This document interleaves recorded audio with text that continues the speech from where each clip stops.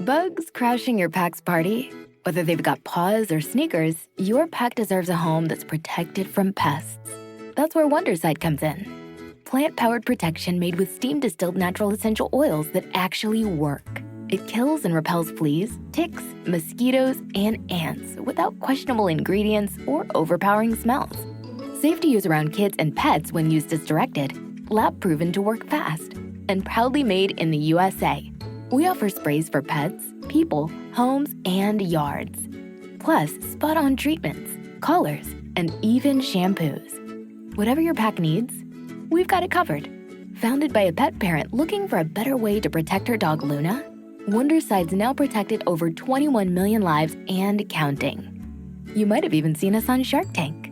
Go to Wondercide.com and use code WONDER20 for 20% off your first order. That's WONDER20 at Wondercide.com. Wondercide. Protect your pack with plant-powered Wondercide today. Do you love movies? So do I. What's up, y'all? It's KB, and I love movies.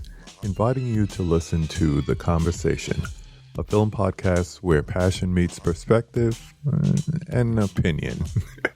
From the old school to the new, I invite a guest on to discuss the movies that thrill us, challenge us, break our hearts, or even blow our minds. There's always new episodes dropping wherever you get your podcasts. So join the conversation.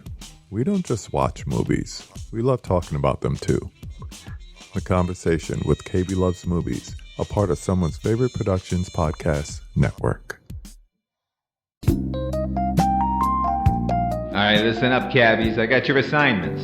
Riga, 643. Wheeler, 148. Nado, 804. And all of you need to join host HP and Father Malone as they examine one of the greatest sitcoms in television history, Taxi. In Night, Mr. Walters, a Taxi podcast. Banter, 0, like your boxing record. Night, Mr. Walters.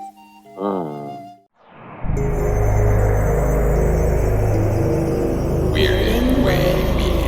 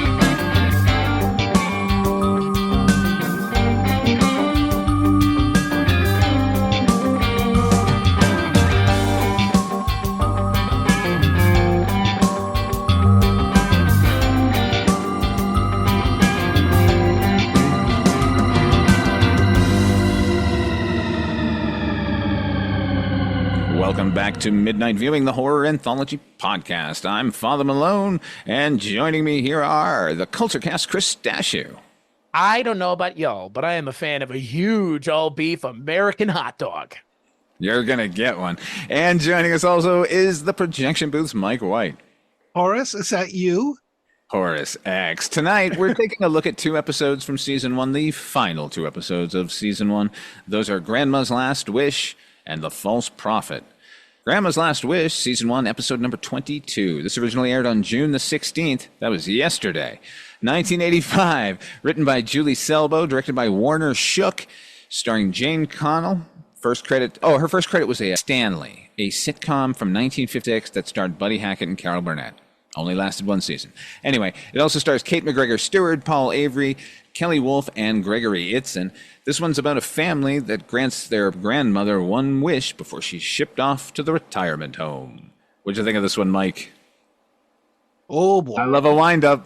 You guys know how much I love vague powers, vague wishes, vague things. I love this episode because it's just so fucking vague. Yeah, I have guesses as to what happened, but yeah, it so reminded me of Word Processor of the Gods, where it is just some of the worst people that have ever walked the planet. And then Grandma, though I would have to say Grandma's not a peach either. So I kind of don't like anybody in this episode, maybe with the exception of the guy that runs the old folks home, just because he's basically a used car salesman. Yeah, I wasn't a big fan. How about you, Chris? I'm a fan of old person makeup in this episode. Boy, they really put the practical effect team to the task, didn't they? By asking, how can you make 3 adult humans look like disgusting candle people? We figured it out. Success. Yeah, success was met. Success was had. Question mark? You mentioned to Mike that all these people are terrible. The grandma is the worst one.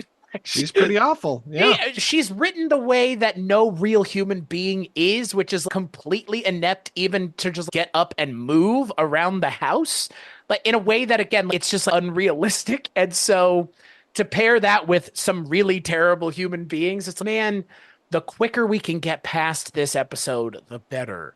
Because everybody's terrible. The grandma, she's also equally terrible. And then the twist at the end with the old people makeup is just, wow. Wow. Look, I think the premise is fine. I think the premise is interesting. The grandma wishing that she was going to have friends at the old folks home. I don't know. Here, let me just burden my family by transforming them into old people. Was that her wish specifically? She wanted them to experience what she was experiencing, because none of them either had time for her or they were treating her poorly. I got that, but so what? Yeah, so what? Exactly. Right. Because they were terrible anyway. Like, Grandma, don't you get it? These people are fucking pieces of shit. I don't get it. Like, why do you care? You're ultimately getting away from them. Like, well, the thing for good. I kept thinking, was she getting younger while they were getting older? Like, I was like, oh, that'd be kind of a nice twist, because towards the end, she seems to be able to hear again. I don't know if she looks any younger, but I was kind of hoping that they would give her more of a spin, that she's younger and they're suddenly getting old because the wife is just, what? Huh? What? I'm just like, oh my God, this is it. There are things called hearing aids that can really help out people. They're like glasses for the eyes, but they're glasses for the ears. Shocking. They have this technology in 1985? 1985, they might have had that technology. I think that they did. Well, they had prototypes anyway. Yeah. God. Yeah, it was a big tin horn that stuck out of your ear. You saw that movie too? God, I heard Ted Levine uses one of those. Bloodbath McGrath. Now, here's my first note that I wrote. Who am I rooting for here? It's like a monkey cage. The mom just cackling and the kids doing gymnastics and grandma's delirious. Okay, so they set this up so we're going to feel bad for old people who are neglected and mistreated while they're just trying to function. That's the idea. And so I had plenty of sympathy for Grandma on that level. And then she wallops her son for picking up a fucking donut and yells at him to eat some bran, this grown man whose house she's living in. And I thought... But she's his mom. She's supposed to be on his back. That's what she said, Father Malone. Didn't you read the dialogue on screen? It's such patronizing shit. I was like, what the fuck is this? Or this Henny Youngman skit come to life? What the fuck? Here's the thing. Like, I was trying to muster sympathy for her when I thought she was just delirious, because that's how she's presented for the majority of the episode. Like, she seems completely out of it. She's like walking around with paper towels in her hand and just pulling it off the roll, going across the house. She's tucking her granddaughter's sweatshirt into her sweatpants for some reason. She's just a menace. And all I kept thinking while watching it was like, they need to put this woman in a home. And then it comes up and it's like, oh God, these horrible people are just going to put her in a home to get rid of her. I'm like, she needs help. They can't provide it. I like the term rump side. Just use the word rump side a lot, because that's a word that never gets old. Rump side. They've got that whole thing where she's like, did you get the olives? Did you get the olives? And then later on, she's just scarfing olives down like nobody's business. I'm like, all right, what's changed? Has something changed here? Yeah. The olives were magic all along. Don't you realize? Once she got her hands on them finally, once the family stopped giving them to her, she got her wish. I like the idea of a child just doing cartwheels around the house as a mode of traversal as well. That's how you know she's into gymnastics, is that she cartwheels everywhere. Oh my God. Yeah, she's the sign. It's 1985. Leopard skirt, salmon shirt, studded neck collar, aqua button down, tied at the corners in the front. Not to mention Mom's blue suit with cravat tie. It is 85, everyone. And that teased hair on top too. Ooh, you just gotta love it. Oh. Listen, this was a terrible episode, but I want to give props to the props department who went the extra mile. And the little girl, the teenager girl, when she's studying at the kitchen table, her name has been written on the spine of the book, like in the pages. Greta, it says it on the side and on the top, which is what everyone does when they're in high school. So good on you, props, thinking that up. That's all I've got for positives on this one. Fucking faint praise over here, fun. Like Gregory Itzin, who played the sort of used car salesman, retirement home guy. Totally agree with you, Mike. He was the only one operating on some level that was not completely fucking annoying, and I wanted to go with him. Let's spend the rest of the time. Episode. And it's got to be some weird magic fucking home that they're sending it to. Does it? I think so. That's what I couldn't figure out, because we never get to see it. What is the gag? Is the gag that like it's like a home like this where people Shanghai their families into coming with them, or what's the deal? We never find out. The image at the end of the three old people at the table and her staring at them is just, it's the moment you realize that she's the real monster of the piece. But again, like the episode doesn't spend long enough really getting to that point. It just shows it to you at the end and goes, get it? It's like, get what? Like, what happened? Because they get older throughout the episode and then they're just old. Her wish is complete. They're a bunch of old fucks now, and now they're not going to understand each other, and they're all going to be mad at each other, and none. But are they old permanently? Like, yes, what's going? Yes, they're going to be dead soon, and she's going to be living a high life at the retirement home. So, this way, these terrible people have been at least punished, and Grandma's going to get up to shit at that retirement home. She'll be punished too.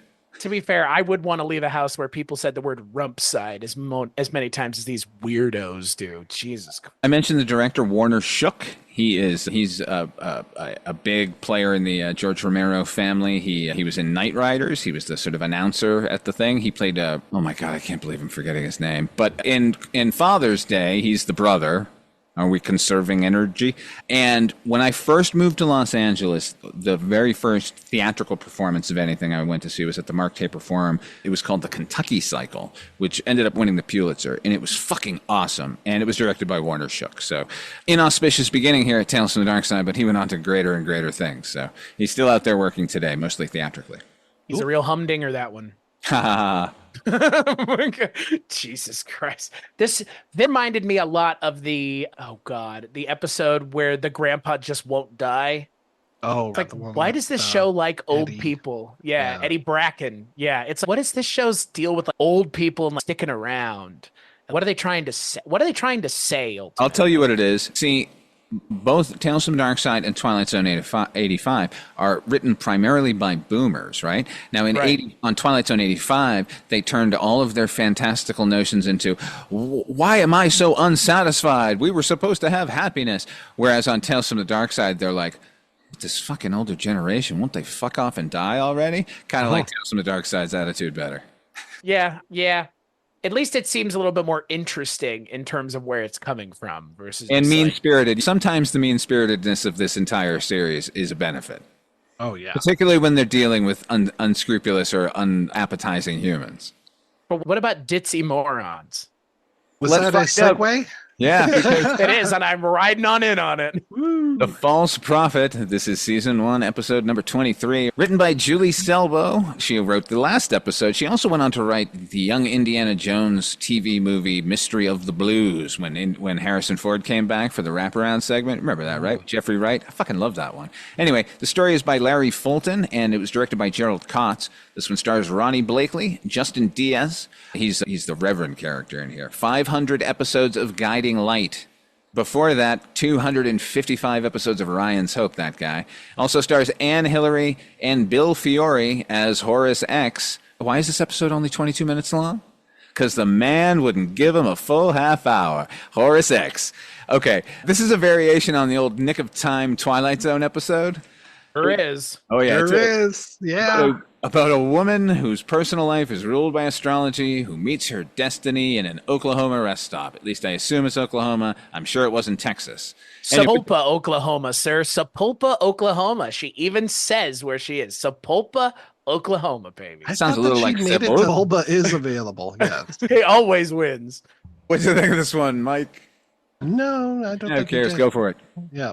Yeah, again, not a big fan. I think a little Ronnie Blakely goes a long way with that voice and just the acting. I don't know if she's that bad of an actress or if this was just a very poorly written part. My God, is she annoying. And Jesus, Mike. Wanda Sue, why would you trust your restaurant to this lady who just comes in out of nowhere and just is a total maniac who I guess Wanda Sue is probably pretty out there herself if she buys this Horace X machine, that huge fucking monstrosity.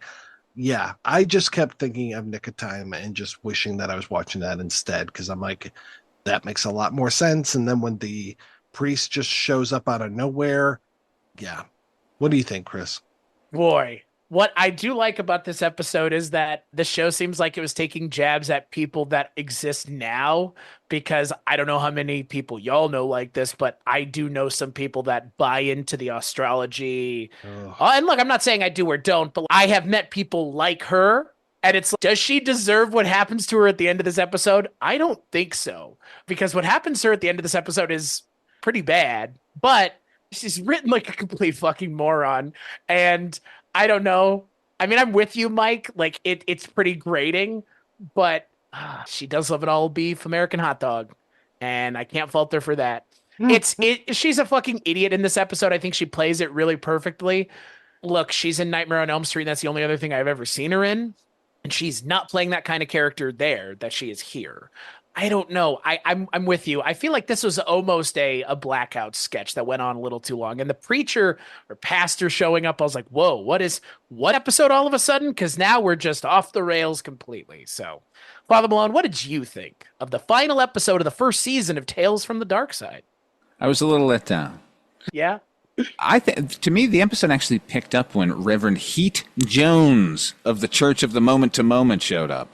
I thought it got a bit lively when he showed up. And to look at him, this sort of Anthony Geary looking, one of these tight curled blonde god types, like I instantly do not like him. But I found this guy really charming. And you know what? Like, I thought it became interesting when he showed up, except her reactions to him. There was never any doubt that she didn't trust him, didn't want anything to do with him, just wanted to hang out with the machine. And ultimately, the episode should have been about this battle between the fucking astrology machine and the Church of the Moment to Moment, these sort of dueling ideologies about wanting to see the future or living so in the moment. I thought all that was interesting. But Ronnie Blakely is so fucking weird. Breathy and kind of sensual, but at the same time ditzy, but weirdly soulful. Or maybe she's just drunk. That was the other thing I kept thinking. Like, maybe she's drunk on set all day. Or not to malign her or anything, but her behavior is unusual. Anyway. I like when she's talking to the woman who owns the diner while the woman is unboxing Horace X, and she's staring off into the distance while eating the hot dog. She's talking to her, but not looking at her. And it's bizarre, because I gotta wonder, they were just like, Ronnie, would you please look at the actress when you talk to her? Nah, I don't want to. I don't feel like it, because it's so fucking weird. It's such a choice it's like a choice you'd make like when you're recounting a story that had a traumatic experience on you. Instead, she's just staring off into the distance eating a hot dog. What the fuck? I noticed that lack of eye contact too, and I was just like, wait, where is her eye line? What is she looking at? What's going on here? It's like blind. She never really looked at Heat Jones either. She never really makes eye contact with him. The only thing look, this might be a choice of hers, that her character is so out there that she doesn't want human contact. If that was the choice she made, bravo. That was a good idea. I don't know, though. Yeah, I don't know. Yes, either, it's maybe. So unusual. And that's the way she kind of performs in everything. This is a different character than Nightmare on Elm Street, but she's playing it basically the same. Is she like a known eccentric personality? I have only known her to be, but then I'll have very limited context. She's not in a ton of stuff. That's what I'm asking, because like, I think she's more of a singer than an actress. Yeah, she's just weird. She was, and she was nominated for an Oscar for Nashville too, of all things. Yeah. So she's got chops, man. But I think she, like you said, I think she is more of a musician, singer than she is an actress. But that explains. She was married to Wim Wenders for 2 years. Wow. Back in the 70s and 80s. Yeah, from 79 to 81, Mrs. Wim Wenders. That's pretty wild. I think this particular sort of character, because I know a few of them too, Chris. I would think that she would own her own tarot deck and not do this arcane dropping a penny onto a playing card. Yeah. That was new to me. I haven't seen that technique before. Is that something you all have encountered? No. And then the whole tails down, tails up thing. I'm just like, oh my gosh, you're very involved with this. Yeah, I thought for sure when she said something like consulting the cards, I was like, oh, she's got a tarot deck. Okay, just like that lady from Mama's Family a few episodes ago. But Horace X, that's what we're here for. Let's talk about Horace X, y'all. Yeah, let's. I thought it was oddly erotic that she keeps touching his screen and he keeps encouraging her to do it. Oddly erotic? I thought that was the point. He's like coming in his electronic pants. Oh. Also, on top of everything else, Horace X does look, just going to point this out here.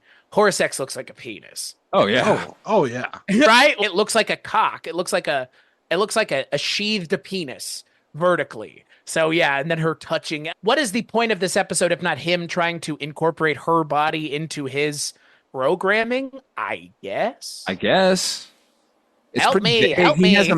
He has a mom, like the earlier version, who's been communicating with him. It's very unusual. It's wild. I did not expect the machine to be able to talk sentiently. I just thought that it was going to give her pat answers at first, and then no. Like Zoltar? Yeah, but then it has its own language, and yeah, it talks about his mother and all that. I'm like, what? Yeah, it's fucking weird. Like, it's as if they wanted to have William Shatner with Nick of Time converse with the machine. Right. And it's like, that's not the point of this. Like, he doesn't have to converse directly for what's going on to matter. We can understand that him getting that card is enough, and we can read into it. We don't have to have it go, please tell me your name. Oh, every single time, and then be like, oh yeah, I remember. Like, what the fuck? Yeah. The other thing that was odd too is the whole philosophy of that pastor when he comes in, where he's just like, we are just about the now, the whole moment to moment thing. She's like, what about, tomorrow? What about the future? No, just now. And I'm like, that is the weirdest philosophy I've ever heard. So when will then be now? Just now. Soon. I found it to be very Buddhist, actually. Living in the moment. I was taken by Pastor Reverend Heat Jones. I want to be part of that movement. Are you trying to stop yourself from saying the Reverend Horton Heat? Because that's totally every single time they said his name, I was like, Horton Heat. Okay, Horton cool. Heat. Heat Jones. Heat Jones sounds psychobilly freak out. Yeah. Heat Jones sounds like a wrestler from the 90s in WCW. Heat Jones. Yeah, but I feel like he's wasted in this episode because the Ronnie Blakely and the Machine could have it could have just been the two of them, like him convincing her without the pastor being there. Could have been something. It's the real bad way to end the first season of this show. That's the reality here. The crazy part is that I'm going to recommend this one. I like this one. Wow. For all the batshit craziness of it. And that's what I'm taking away from a lot of these now. Like, the smoking one was just so fucking weird that I dug how weird it was, and it carried me. This one, I was struggling until Heat Jones showed up. Once he was there, then it became an interesting little drama for the last 10 minutes or so. But I wish he had shown up when she showed up, and there hadn't been the diner owner. And I think that I agree with you, Michael. What is she doing? Don't worry about locking up. Just hang out in here. You're fine. But it's also, I think, a diner within a depot. So I don't even know why she was offering to lock it up. I'm not sure she owns it. Isn't it the bus? Gus, the bus driver? So did the bus blow up or not? No, the bus left. But I thought it blew up because she thought it blew up, and then he explained about the heat lightning. That when he was wherever he goes, heat lightning arrives. By the way, heat lightning is apparently not a thing. That's weird. I thought it was a thing. Let's look it up right now, shall we? Because somebody told me it wasn't, and I don't believe them. I want to believe that there is heat lightning because I live in the middle of a desert in a valley, and right around September of every year, the edges of the valley are absolutely ringed in lightning on some nights. And it's not like it's raining here. According to the National Weather Service, the term heat lightning is commonly used to describe lightning from a distant thunderstorm just too far away to see the actual cloud-to-ground flash or hear the accompanying thunder. There it is. They got them out there in Sepulpa, Oklahoma. Sepulpa! Sepulpa. That would be a funnier name. I wish I could remember any of Sebulba's lines. I just remember what's his name. Sebulba always wins. So that's Watto who says that. I just remember Watto's lines. Yeah. Only speaks Huttese. I never bet against Jedi. Yeah. What does Sebulba say? Kudu. Yeah, that's exactly. right. Yeah. Anakin says, you dopey slame pot slow-mo or something. Come on. We all know You that. slow-mo humping slow-mo babe. Listen here, slow-mo. Yeah, we might as well let's just go with some of the racial epithets. Yeah. That's where they were headed. Yeah, pretty much. Hey. I'm worried about my money. Yeah, boy. Why does that guy have that weird nose and those wings? And why does he sound this way, George? No reason. No specific reason, anyways. And it's definitely not a bunch of Chinamen up in the spaceship. That's Oh, yes. And I quote, Your Honor, he did say Chinaman. Chinaman or Orientals better, George? I don't know. Neither? I didn't cry when some Chinaman took my legs in Korea. That's not the preferred term, dude. Neither of those terms are at this point. God. Overall, I think a good season of this show, though. I think, right? Would we agree? Good season of the show overall? There have been some clunkers, but I've never felt insulted by them. Yeah, I think I can go there. Yeah. Yeah, I think overall this was a decent season. And usually this is where all other series fall down once we make the leap out of here, or definitely by 3. So I'm curious now because I'm a little less familiar with season 2 than I am season 1.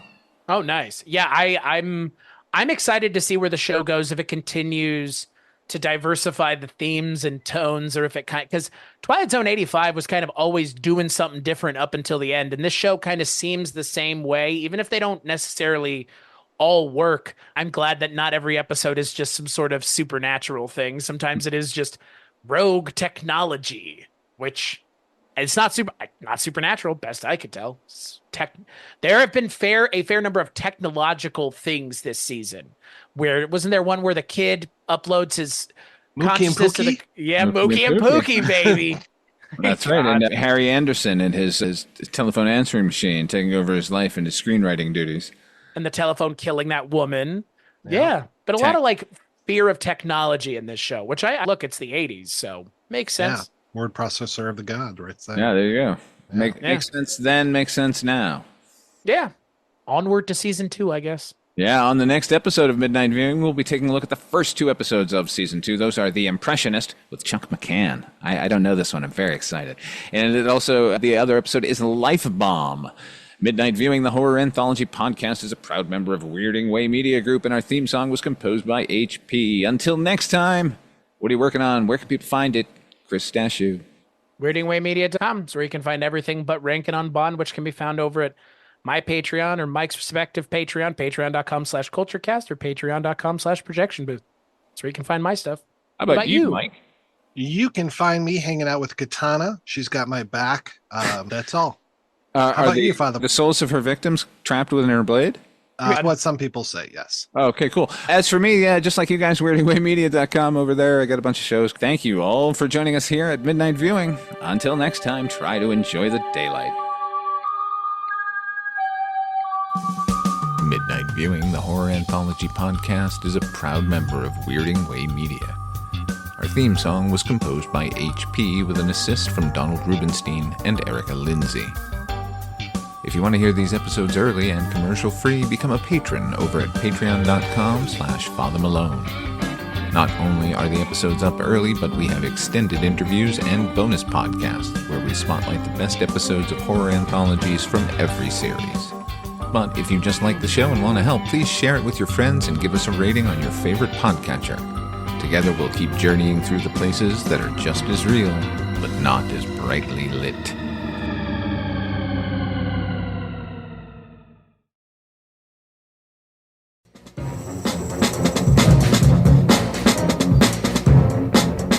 Hello, this is Aaron West. I am the author of the A24 New Wave. In this book, I look at A24's output and I make the argument that we are in a new wave movement right now. A24 plays a major role.